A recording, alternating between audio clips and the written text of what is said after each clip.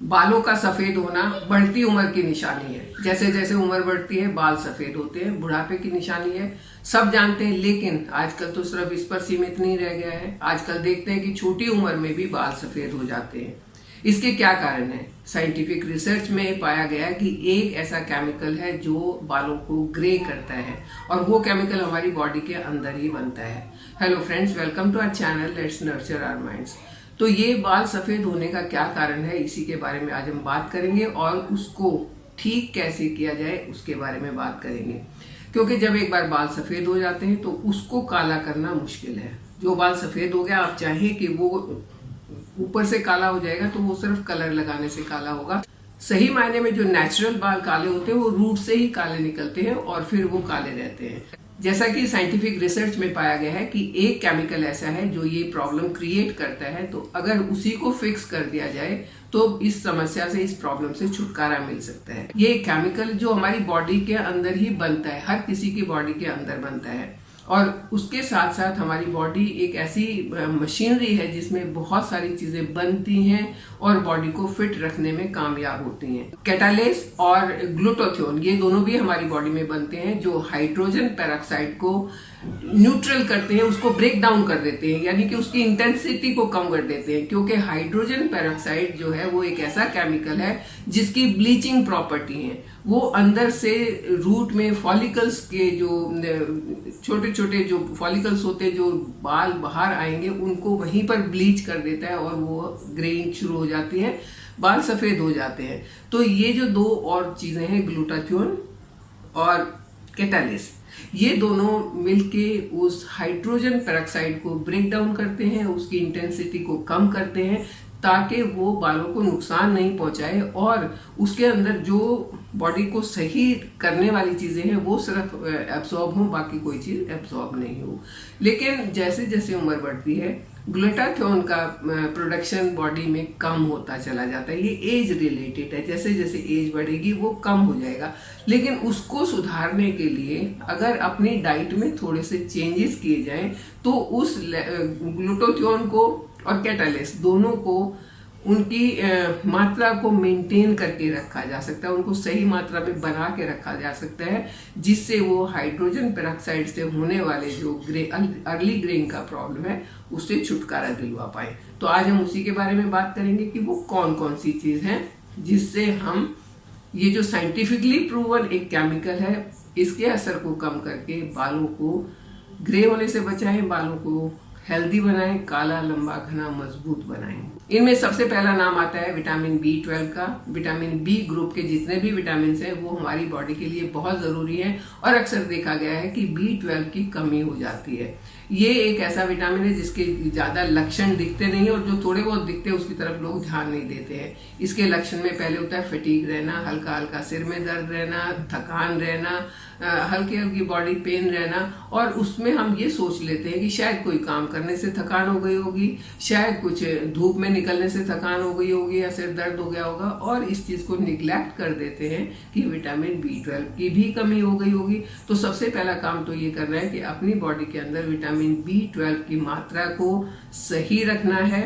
जो लोग non veg खाते हैं उनको ये काफी मिल जाता है, अंडे में होता है, फिश में होता है, लेकिन जो लोग वेजिटेरियन हैं उनके लिए लिमिटेड सोर्स होते हैं, जैसे दूध से बनी चीजें, लो फैट मिल्क जो होता है उससे बना हुआ चीज हो, उससे बना हुआ पनीर हो, बटर हो, ये सब चीजों से B12 हमें मिल जाता है। और अगर फिर भी कुछ कमी रह जाए तो B12 का सप्लीमेंट लिया जा सकता है। ये सेफेस्ट विटामिन बी है। इसका सप्लीमेंट भी अगर लो इंटेंसिटी में लिया जाए तो नुकसान नहीं करेगा। हाँ, ये जरूरी है कि डॉक्टर से पूछ लेना चाहिए, डॉक्टर की सलाह पर ही, क्योंकि वही बताएगा कि आपको कितने mg का सप्लीमेंट की जरूरत है। तो ये हो गया सप्लीमेंट की बात, या डाइट से अपने B12 को ठीक करने की बात। दूसरे नंबर पर आता है कि हम अगर अपनी डाइट में स्प्राउट्स को शामिल करें तो भी B12 की कमी पूरी हो जाती है, क्योंकि स्प्राउट्स में जब जब जब कोई भी बीज स्प्राउट होता है उसके अंदर एक नई जान पनपती है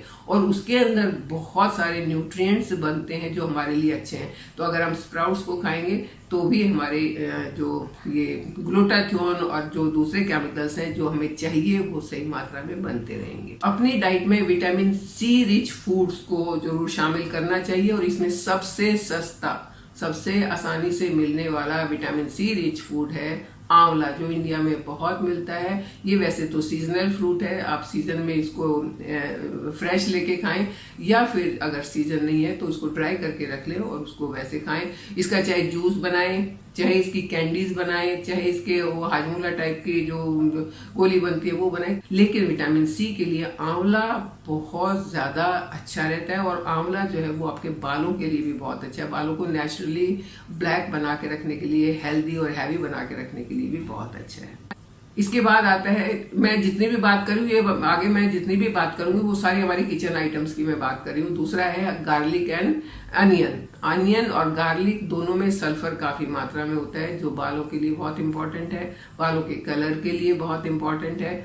कुछ लोग अनियन गार्लिक नहीं खाते लेकिन मैक्सिमम लोग खाते हैं, तो वो इसको अगर खाएं तब भी फायदा है। लेकिन अगर इसका पेस्ट बना के हेयर पैक बनाया जाए तो वहाँ उसको लगाया जाए तो भी ये फायदा करता है। ये बहुत अच्छे एंटीऑक्सीडेंट होते हैं, तो फ्री रेडिकल से होने वाले नुकसान से भी बचाते हैं जो हमारे बालों को खराब कर सकते हैं।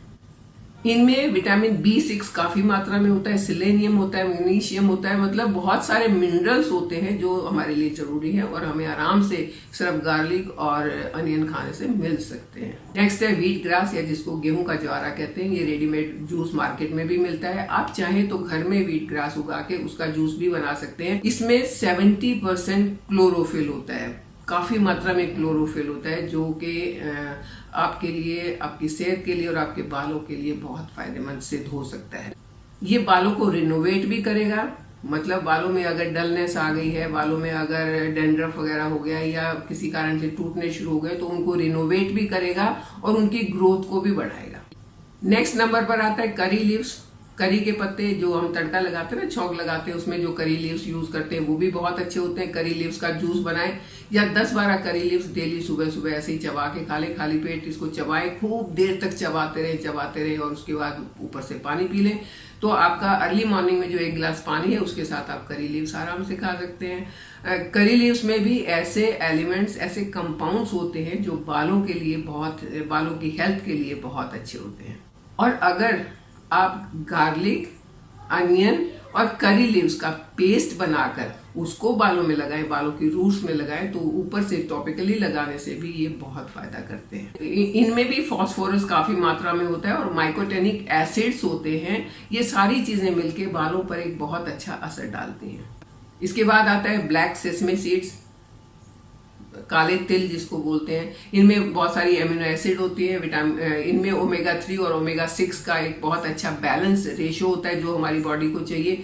तो ये भी अगर हम अपनी डाइट में शामिल करते हैं तो ये स्किन और बाल दोनों की हेल्थ को बहुत अच्छा करता है। Next ingredient again from the kitchen and that is turmeric, यानी कि हल्दी। हल्दी अगर ऑर्गेनिक है, अच्छी है, या फिर आप साबुत हल्दी लेके घर में पीसे ताकि कम से कम पाउडर में मिलावट का जो डर है वो ना रहे, वो आपके लिए बहुत अच्छी है। ब्लड सर्कुलेशन को तो ये ठीक करती है। DHT एक हार्मोन है जो अंदर जाके बड़ा चुलबुला सा हार्मोन है जो बालों को नुकसान करता है। तो हल्दी खाने से वो हार्मोन कंट्रोल में रहता है, सर्कुलेशन अच्छा होगा, नुकसान करने वाला हार्मोन कंट्रोल में रहेगा तो बालों की हेल्थ अपने आप अच्छी होगी। इसके अंदर क्यूरिक्यूमिन होता है जो लेडीज के लिए, खास करके जब उनको पीरियड्स के टाइम पर या हार्मोनल चेंजेस के टाइम पर पेल्विक एरिया में पेन रहता है या हैवी पर रहता है तो उनके लिए बहुत फायदेमंद होती है और बालों के लिए तो है ही अच्छी। ये हो गई खाने की बात। अब बात आती है जो कि बहुत इंपॉर्टेंट है, चाहे आप वेट लूज करना चाहते हैं, चाहे आप एक अच्छी लाइफ जीना चाहते हैं, चाहे आप बीमारियों से बचना चाहते हैं, बालों को ठीक रखना चाहते हैं, अपने स्किन को ठीक रखना चाहते हैं, तो सबके लिए एक रामबाण है एक्सरसाइज। एक्सरसाइज में कई तरह की एक्सरसाइजेज होती हैं, आपको जो सूट करती है वो करें, लेकिन एक्सरसाइज करना बहुत जरूरी है, वॉक करना बहुत जरूरी है। इससे हैप्पी हार्मोन रिलीज होते हैं, जब हैप्पी हार्मोन रिलीज होंगे तो पूरे जितने भी बॉडी फंक्शनिंग है वो हैप्पीली अपना काम करेंगे। एक आप में एक फील गुड जो एक फीलिंग होती है वो आएगी, और ब्लड सर्कुलेशन सही होगा, हार्ट बीट, हार्ट रेट सब कुछ सही रहेगा। और जब सब कुछ सही रहेगा तो बाल अपने आप सही रहेंगे, ग्रेइंग का प्रॉब्लम ही सॉल्व हो जाएगा। तो ये कुछ एक चीजें हैं जो हमें या किसी भी इंसान को बचा सकती हैं अर्ली ग्रेइंग से। अगर ग्रे हो गए हैं तो उनको रिवर्स कर सकते हैं, क्योंकि हर किसी के 10, 15, 20 बाल टूटते हैं। अगर आप ये सारी चीजें अपनाते हैं तो जो आपके नए बाल आएंगे, जो रीग्रो होंगे बाल, वो आपके नॉर्मल नेचुरल कलर में होंगे और ग्रेइंग का प्रॉब्लम सॉल्व हो जाएगा। तो मुश्किल तो शायद नहीं है, लेकिन ध्यान रखने वाली बात है। आई होप आप ध्यान रखेंगे और इस समस्या से छुटकारा पाएंगे। मेरे साथ बने रहेंगे, चैनल को सब्सक्राइब करेंगे। Thank you.